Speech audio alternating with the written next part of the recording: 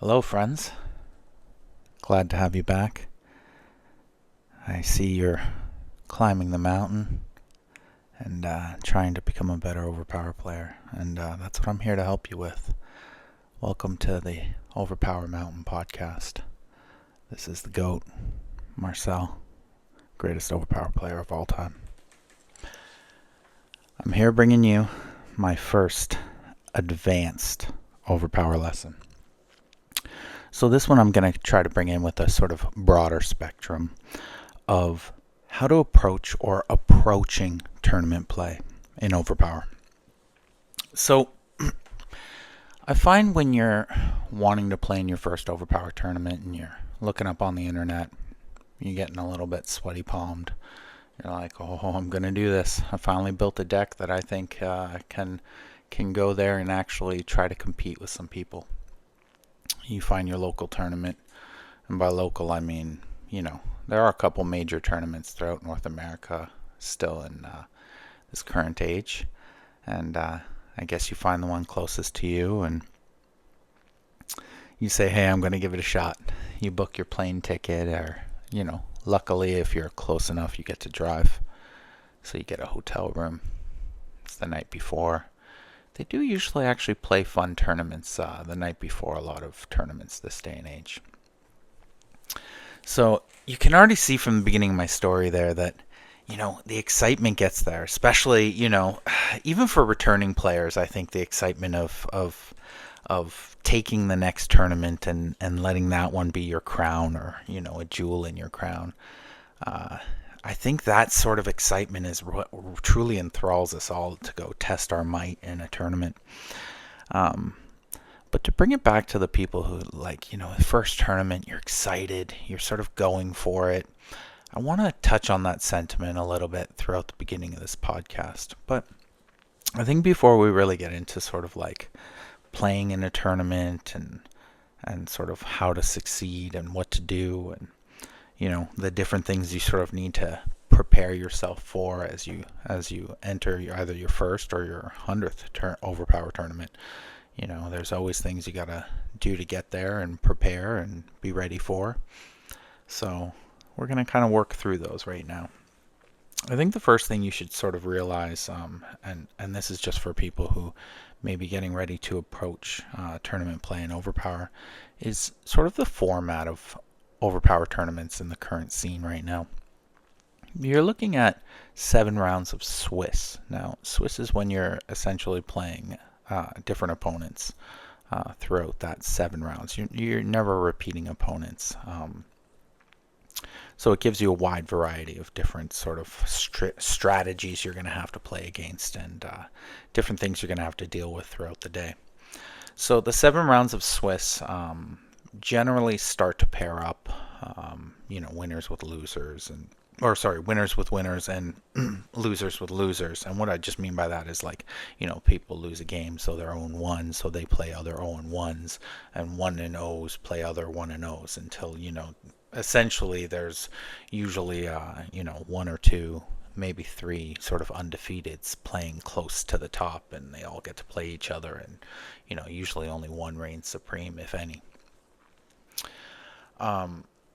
So that's basically the rounds of Swiss. Now, in current OverPower tournaments, and I mean they're going to just generally get bigger and bigger, so there might end up actually being more rounds of Swiss. But in the current scene right now, there is 7.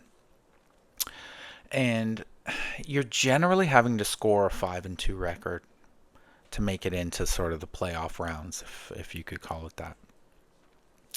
And I mention that just because there's been a recent change in the playoff rounds as well in OverPower tournaments. So you're generally having to do this 5-2 record, which is, quite a hefty day in in any OverPower tournament. That's a good win rate that you're going to have to proceed throughout the day. I mean, you can imagine that just playing at your kitchen table, how many times you play, 7 games against your friend, and, sometimes you just get hammered 7 times in a row, and sometimes, they're 3-3, and you're playing the rubber match at the end, and there's just so many things that can happen throughout 7 games. So 5-2, you're generally having I would say a really decent day of overpower, and your deck is clearly doing what you designed it to do on that particular day. So 5-2 records, quite a nice day of overpower.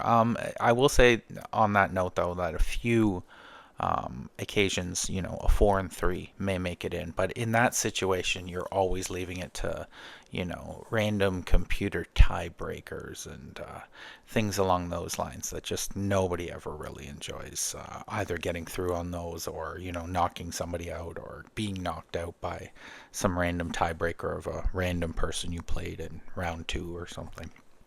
So there's pros and cons to all that. So the best way to always get into the playoffs in an overpower tournament in that 7 rounds of Swiss is, of course, 5-2 or better. 6-1, the golden 7-0. So in that situation, you need to have a pretty decent day, and your deck has to be rolling. And let's just say you did have a great day, and your deck is rolling, and you're approaching this tournament really well. Then you would make it into the playoffs. Now, currently, we do usually play around like a top 8 sort of mechanism that occurs. There have been a lot of people starting to join in on overpower tournaments, so there has been a top 12, and I could even envision seeing like a final 16 sort of one-loss playoff bracket down, depending on the players that start to accumulate. So in the top 8, we'll just call it for now. Again, in top 12s, there's always weird rules because, being an odd number of 12, they actually take the back 8 and make them sort of play off to play the front 4. But again, we won't overly discuss the top 12 right now in this, but that's the basic formula to it in the grand scheme. It generally is a top 8, and in the top 8 it's just exactly how you think, the way it's broken down, 1 versus 8, 2 versus 7, so on and so on, 3, 6, 4, 5. So in that situation, it's a one-loss scenario.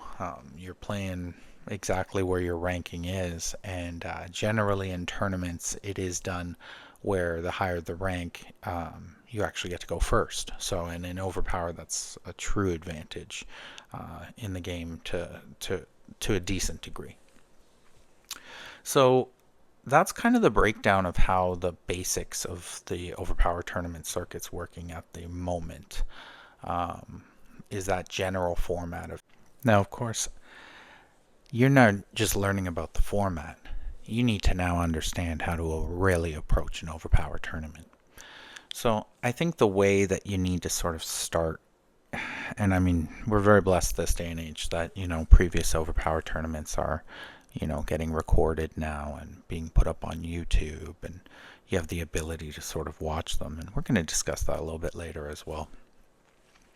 But the first thing I would sort of say about it is you need to sort of learn what the meta of the current game is. Now, meta it's a breakdown of many different things, but the essential breakdown of the meta of the overpower scene or tournament scene or competitive scene, as you want to put it, is the popular decks that are being played, as well as, of course, the winning decks that are being played, as well as what I would coin, and I mean, some people probably don't even comprehend this or even think about this. This would be like a GOAT level thought of overpower, would be the event meta as well, that you have to deal with in any sort of tournament current situation like that.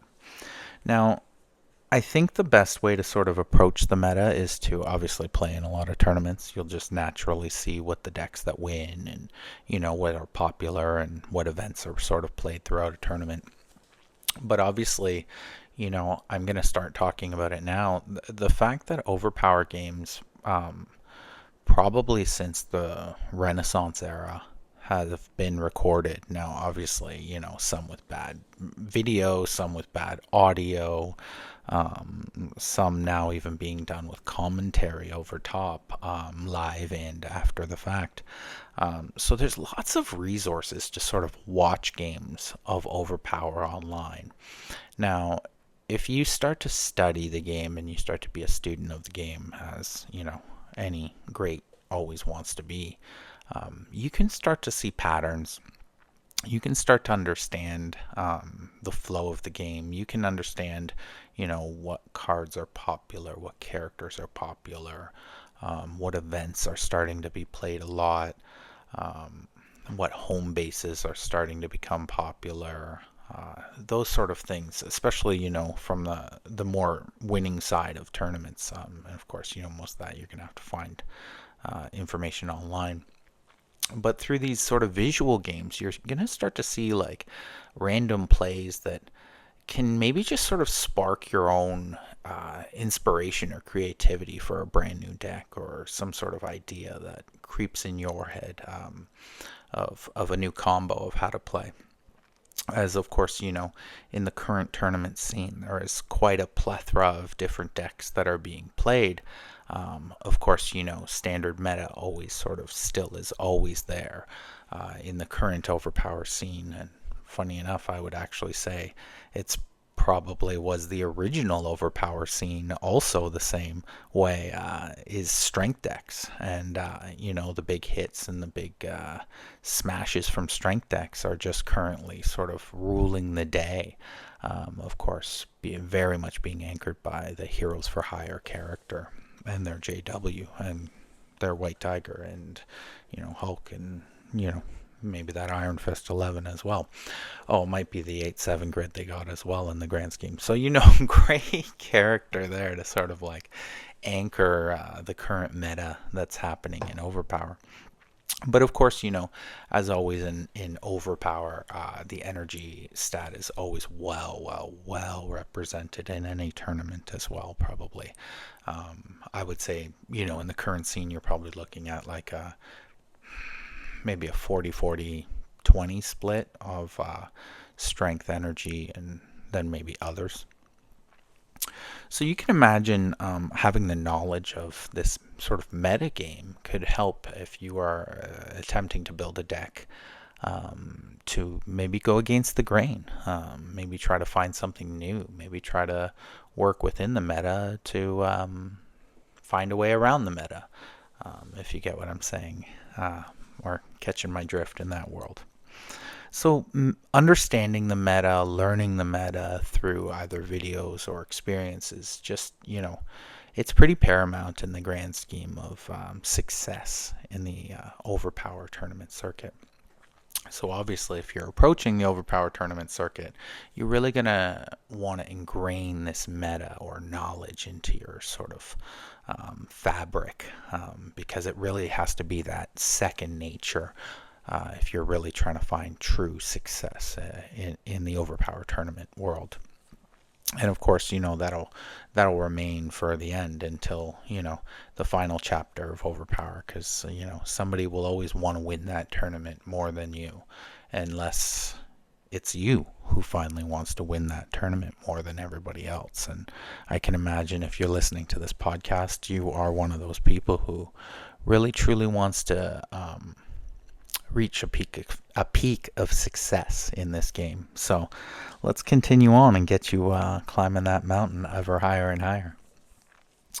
So it kind of brings me to the fact, just to wrap up the idea of the meta and tournament circuit, always understanding the meta, or just the popular decks, the winning decks. Again, that's the idea we're trying to discuss here. Understanding that, and then sort of like working off that to find your own identity or your own sort of way of pushing forward, is always just truly a great way to go about it when you're approaching the Overpower tournament scene. Now, I'm going to sort of bounce off that idea of, you're approaching the Overpower tournament scene, and, the idea of approaching where you're going to come in timid and, make knee-jerk reactions on decks and probably choose a defensive style. Nothing against that sort of style of deck. That's just a good, safe way to play Overpower. I would say you're kind of looking to sort of like instead of coming in timid, just come in with the mentality of a winner. Like, you're coming to an Overpower tournament, you are investing your hard-earned money that or easy earned money, depending on what amazing job you have in the grand scheme of things. But you're investing your time and your effort to come to this tournament. You shouldn't be coming with the mentality to lose. It doesn't matter whether you sit across some of the bigger names in the game and play against them, or, I mean, dare sit across the table from me. What an honor. And be intimidated, because at any given moment in any given game of Overpower, like, anybody can win or lose. Now, there's always hedges of angles of bets that you sort of can, like, make happen in your degree, and like, serve you more than the other opponent. But generally, like, anything truly can happen, especially in the realm of Overpower and events. And again, just understanding that event meta. I'm going to continuously harp on that throughout the podcast, as understanding and having the meta ingrained in you is just, one of the great tools you're going to need to find success in Overpower tournaments.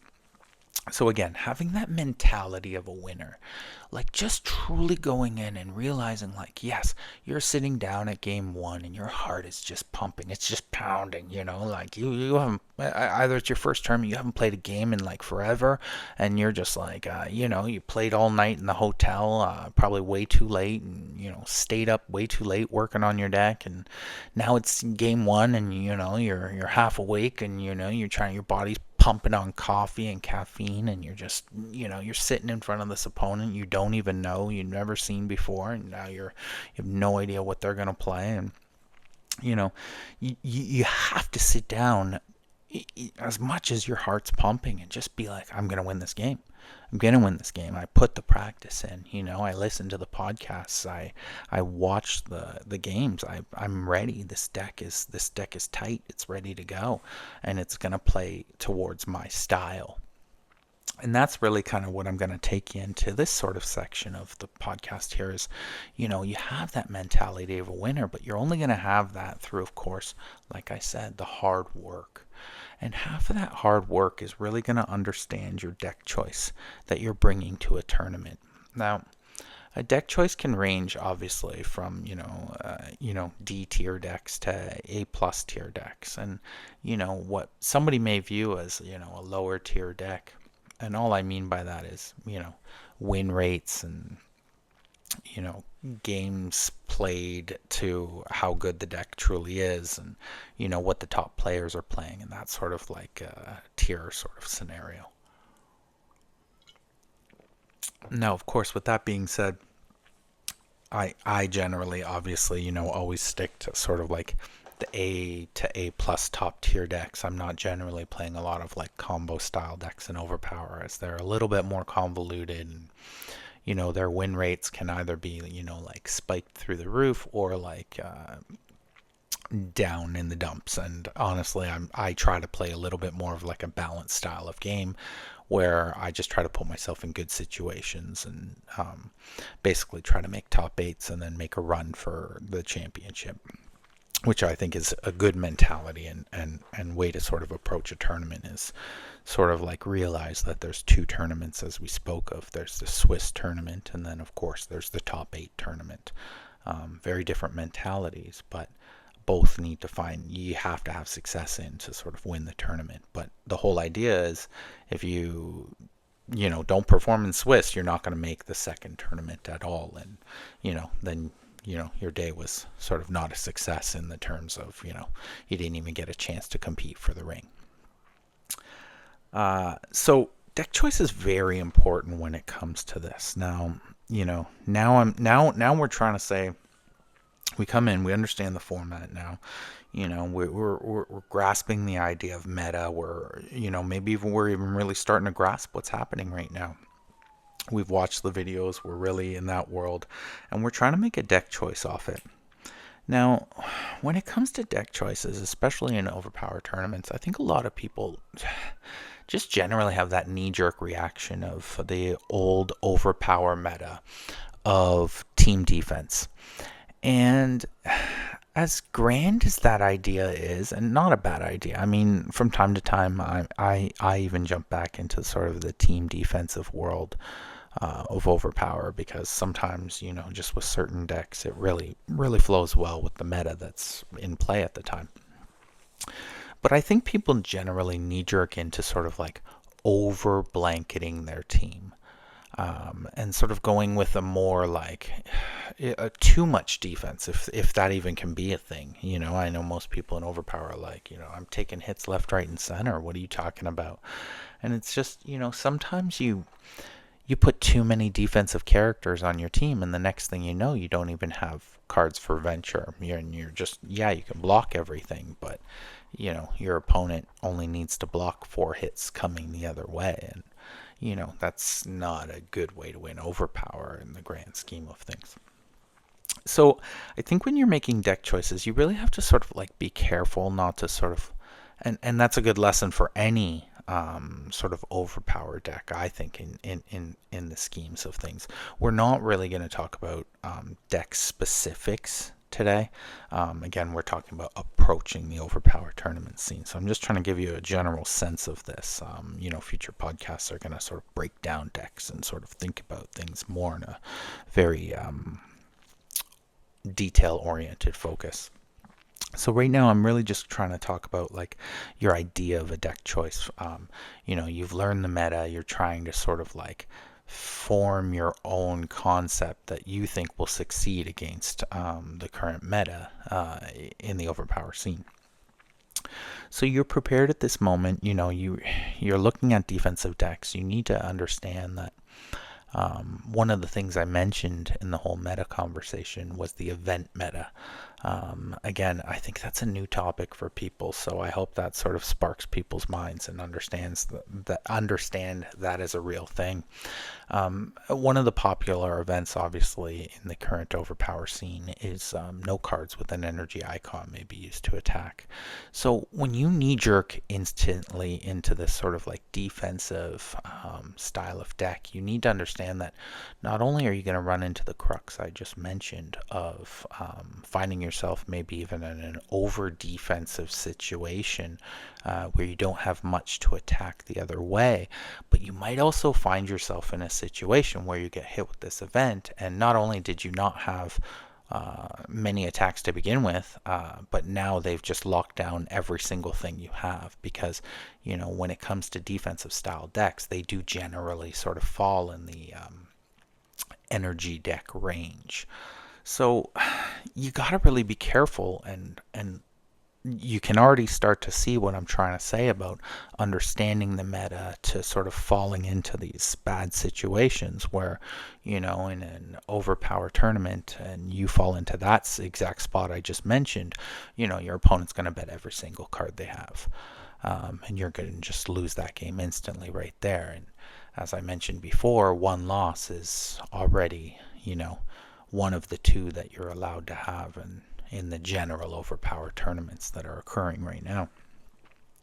So sort of looking at deck choices that are either in line with winning strategies or, again, always, I'm never trying to tell you not to, but like, going for a deck that knocks the meta out of the park in a different way is always the way new metas are formed. So, the metas will always flip-flop, but it always takes someone to create that new deck to sort of change the meta and show everybody that there's a better deck out there against that particular deck. And, things kind of fall in that cyclical nature. So making a great deck choice, and I think you should think less about making your deck to deal with all the decks that are out there strategically. And you're putting all this effort towards a tournament anyways. I think you should try to develop a deck that other decks will have to worry about. Other decks will have to deal with you not you're going to play reactionary overpower. Because, yeah, as much as like, having a defense to some degree across your deck is a very good, general concept of overpower.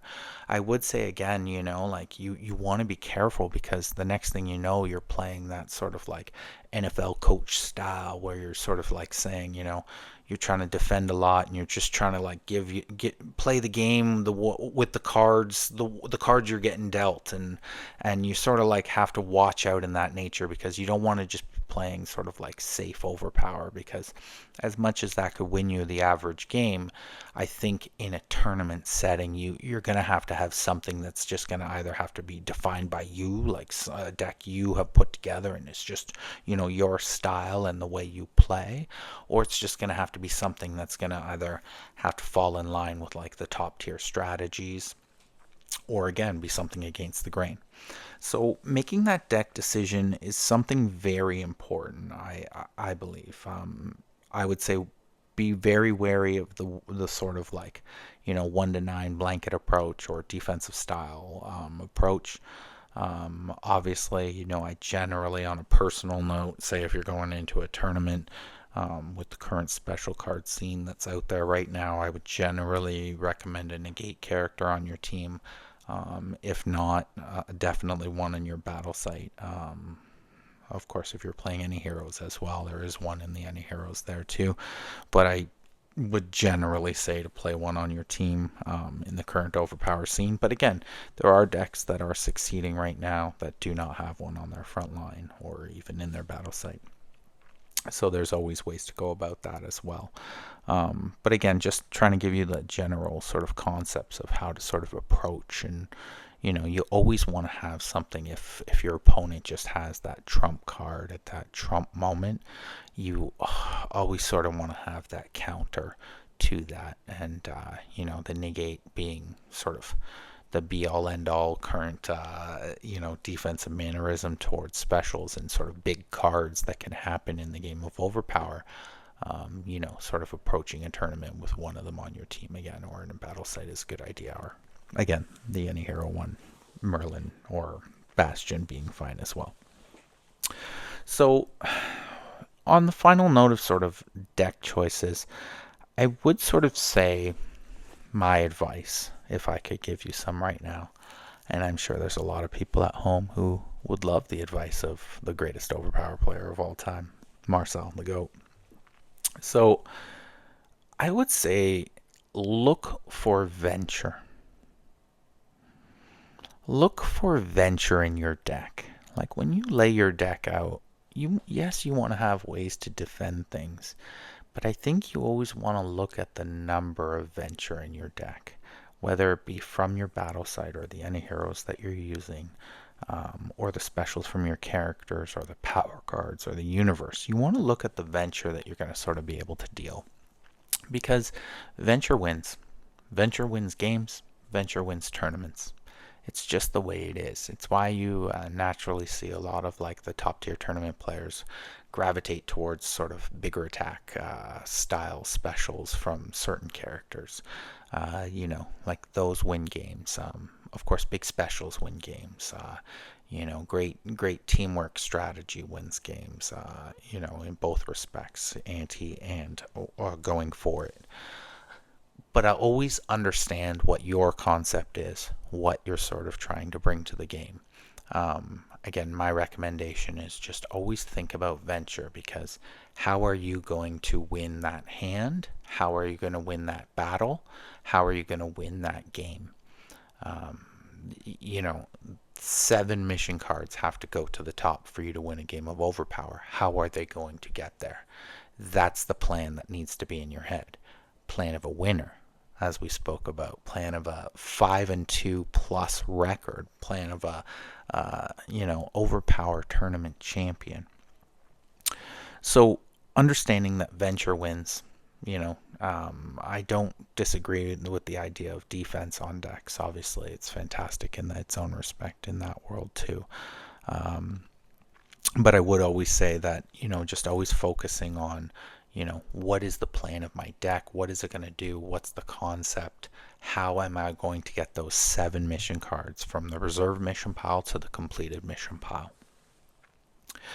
And of course, as we go from sort of the idea of the full concept of making your deck choice and making your final decisions, nothing says that you have to stick with something.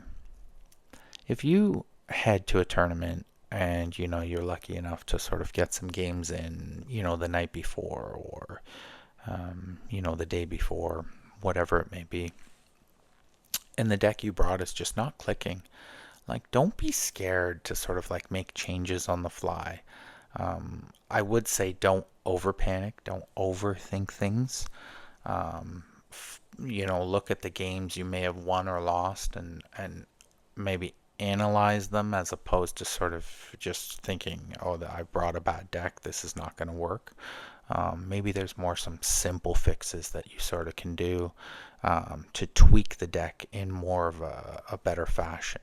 And always remember that if you're just playing one person before a tournament, or several days before a tournament, or a couple weeks before a tournament, you're playing against one person's style. So when you go into a tournament, you will, as I mentioned, in the current scene, play 7 different people in the Swiss sort of portion of that tournament. So at the end of the day, you never really know how your deck is going to be compared to sort of a larger swath of different strategies out there that you may have to compete against. So sort of to sum it all up, I guess we'll sort of say, again, understanding the format of the tournament. And when you sort of look at the format of the tournament, I think sort of the parting notes of that is to also just understand, like, there's lunch breaks, there's dinner breaks, having things like your own snacks at a tournament, having things that you can just go to, because there might be moments where your game goes long and you literally have to jump into the next game. And sometimes things work like that because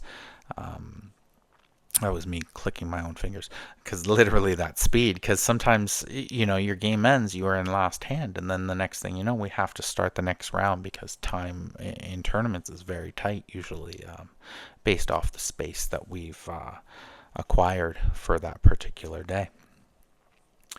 So understanding the whole strategy of using the Swiss rounds to make it into the second tournament, and then obviously once you're in the second tournament, hoping that your deck truly just turns on and rears right to the finale.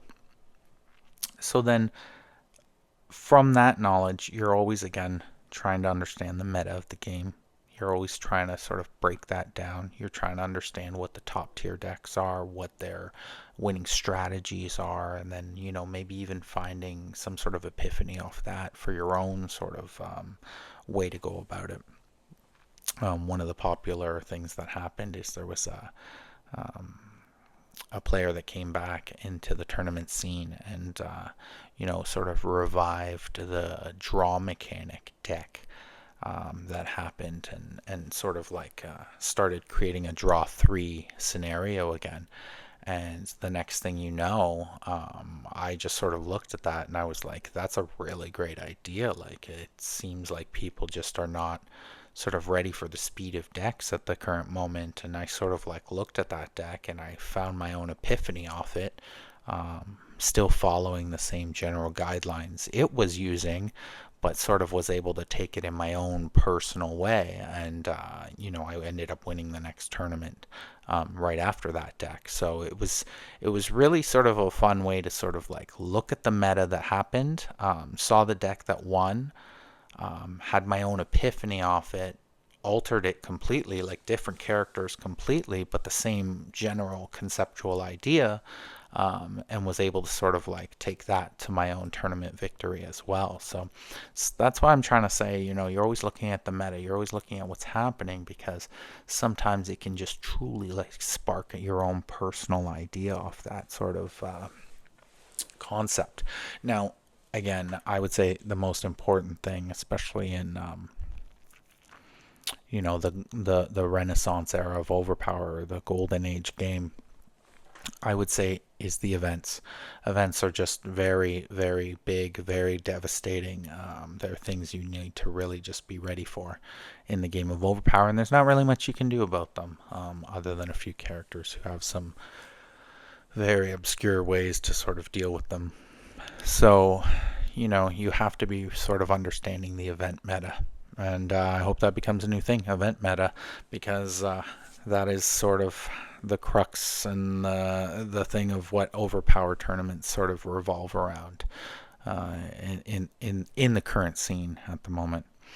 So, with that being said, again, always making great deck choices based off the meta and based off your personal play style. Like, there have been times where I tried to sort of follow the meta in its own respect, and the next thing I know, I'm playing out of my play style and out of my comfort zone, and I'm playing a style of overpower that's just not vibing with me as a person. I'm not having fun with it, and I'm just sort of playing to play, and that's again not a great thing because you don't want to have that inner person sort of fighting against your deck while you're trying to succeed in a tournament. So finding your style, finding your deck choice, finding your sort of like lane is very important when it comes to overpower tournaments. And I can't sort of express that enough, but you should always keep thinking that, keep sort of pushing that mentality as well when you're deck building and when you're sort of brainstorming and coming up with concepts to either, again, be with the meta, fight it, or, be that uppercut out of nowhere.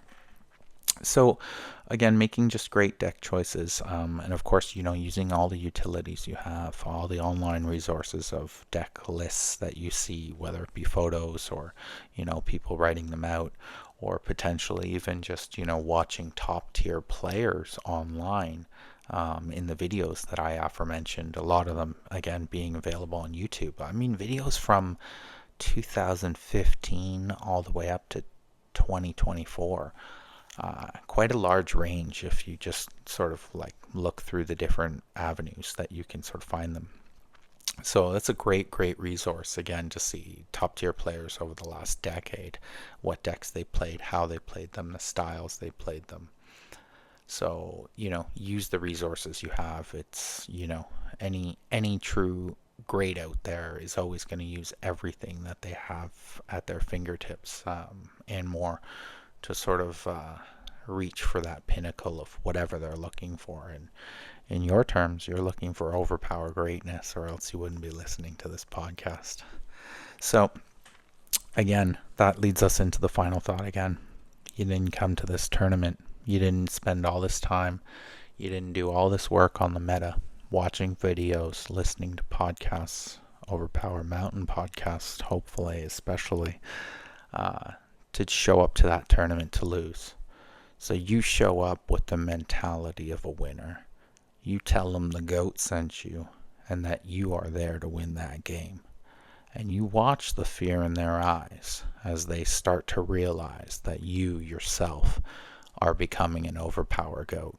So I'm so happy to have you on this climb. I'm so happy to have you on this first advanced overpower podcast. And I hope that sort of gave you a decent sort of way to approach the overpower tournament scene, and a good way to sort of like angle your way to at least put the general guidelines of thinking behind it. And subscribe, like, maybe even throw in the comments your favorite tournament moment, whether it be in play or just even a great camaraderie moment, or maybe even just throw in the story of the first time you went to an overpower tournament. And a final thought, my first overpower tournament was many, many years ago. Me and two friends, we were playing the game. We just collected and played with each other in at each other's houses in terms of at the kitchen table and playing overpower games. And we looked on the internet and found a city nearby that had a tournament. There was a judge at it. We were so nervous and so impressed. And the next thing you know, I'm here. So it can happen to you as well. And I'm thanking you for joining me on this journey, and I think we're going to get you to the top of the mountain. And I believe an OverPower tournament victory is in your future. So keep joining me, and I look forward to seeing you and hearing from you. And we got tournaments coming up, so if you do come to a tournament soon and you see me, please don't hesitate to come on by and say hello. Thank you again. This is Marcel the GOAT. Don't forget to subscribe, like, and leave a comment.